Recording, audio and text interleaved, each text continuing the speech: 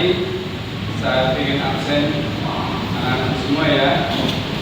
Aminatus Sarah. Ahmad Rusdi. Ganti masih ya. Oke. Adam Faiz. Ahmad Andika.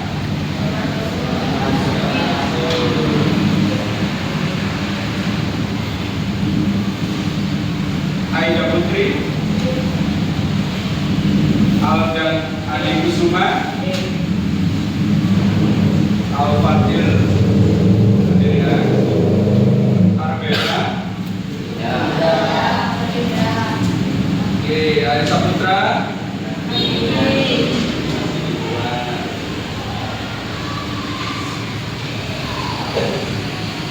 Bilkis Cantika.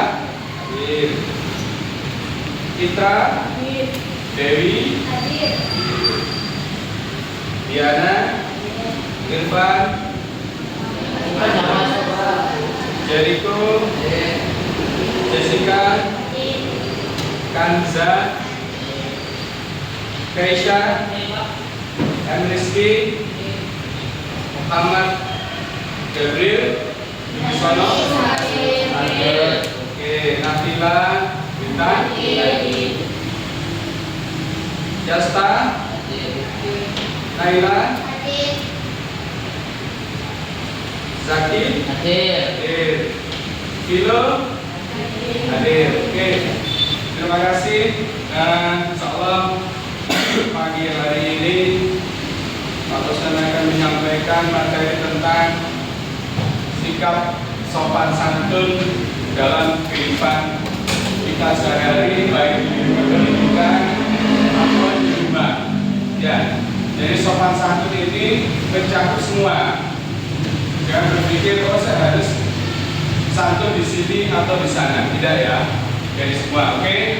Dari beberapa sikap sopan santun kita terapkan bahwa sopan santun ini kan membentuk karakter kita ya.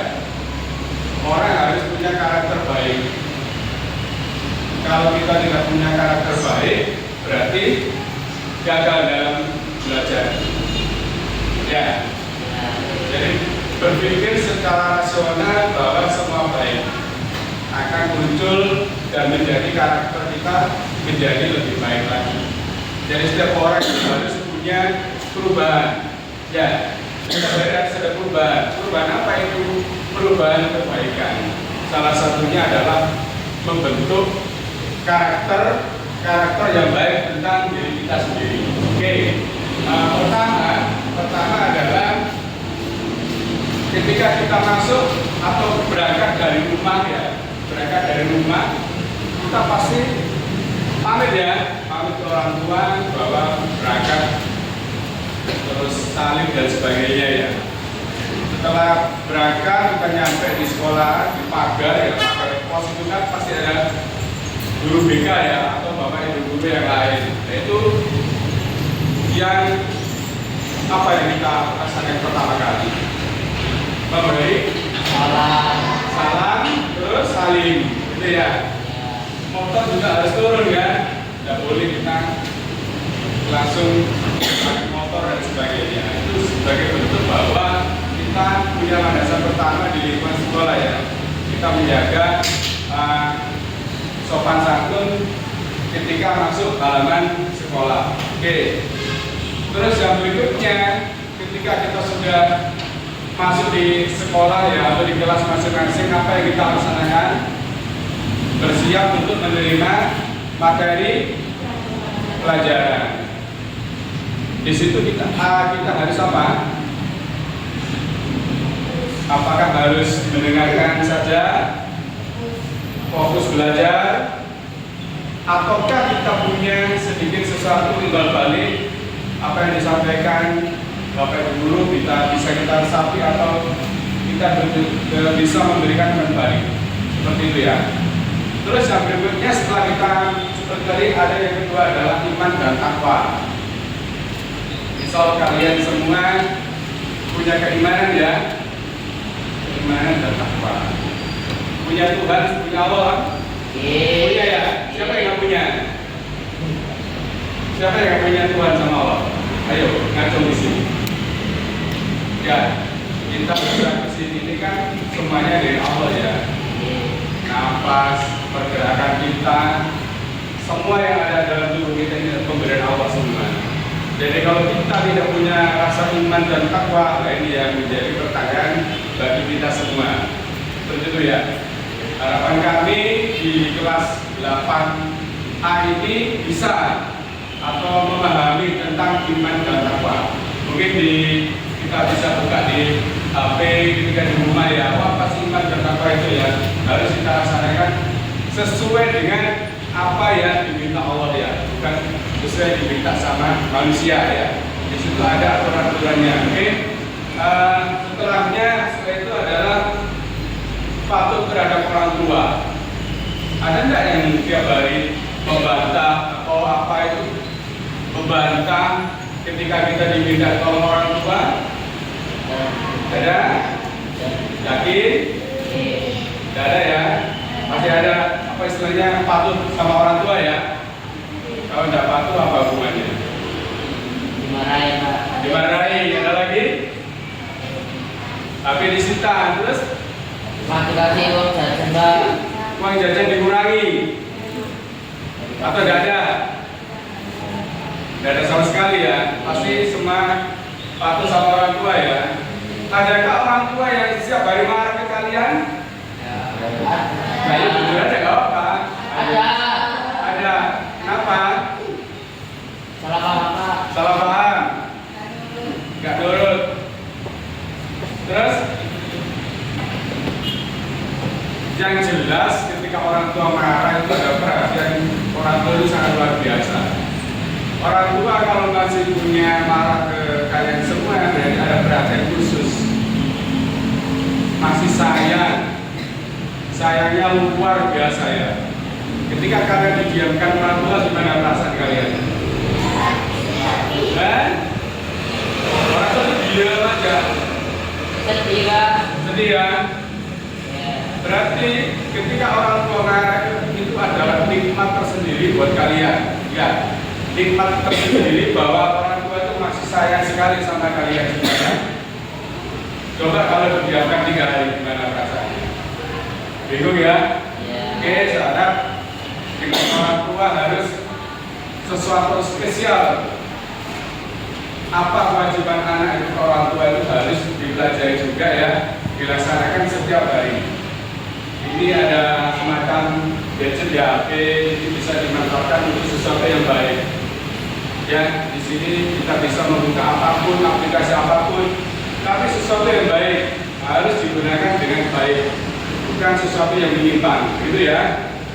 Oke, untuk selanjutnya adalah hormat kepada guru. Adakah kalian semua tidak hormat pada guru? Ada Pak. Jadi itu ngatur? Tidak. Oke. Kira-kira ada enggak yang tidak hormat sama guru? Enggak ada ya. Meskipun di dalam hati ada gitu ya. Ya. Terkadang ada guru itu menyampaikan materi dengan metode yang berbeda.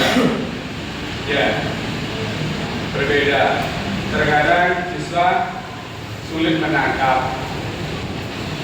Terkadang siswa kurang ngeh. Ya. Jadi itu yang perlu harus dipahami.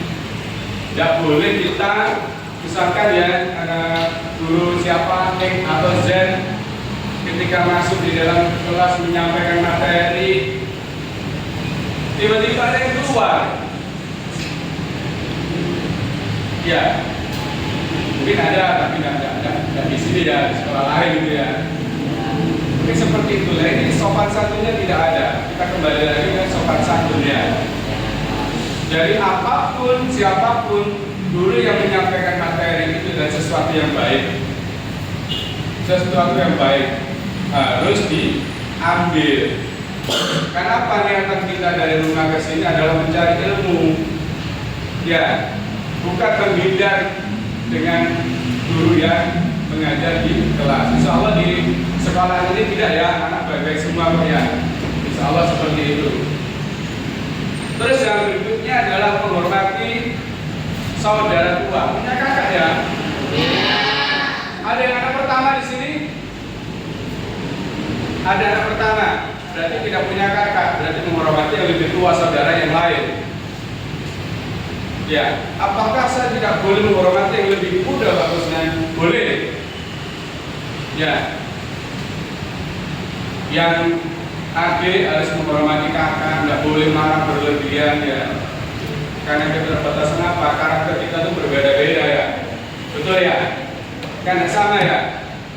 Hari ini pagi ini si Dewi minta lauk tempe tapi kakaknya nggak mau. Ini sesuatu yang berbeda dan itu tidak perlu dipasangkan, tapi kita harus saling menghormati. Ya. Apakah kalian punya adik juga? Ada yang punya adik? Ada. Ini anak pertama semua. Oh terakhir, oke. Berarti terakhir yang punya adik ya. Ya terakhir ya. Oke. Intinya begini, bahwa setiap apapun yang kalian temukan, siapapun yang lebih tua, kakak atau om atau siapapun, hormati beliau.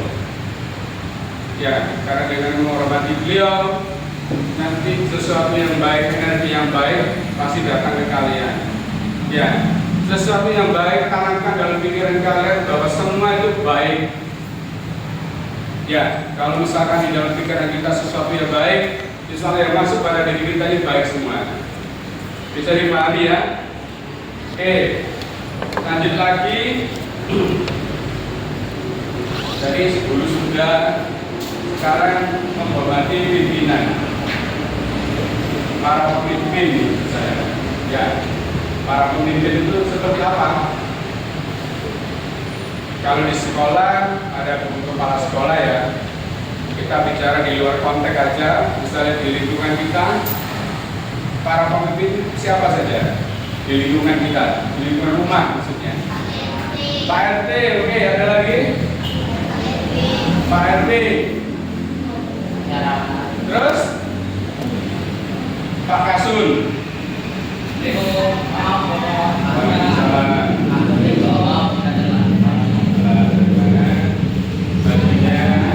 Dipakai kaosnya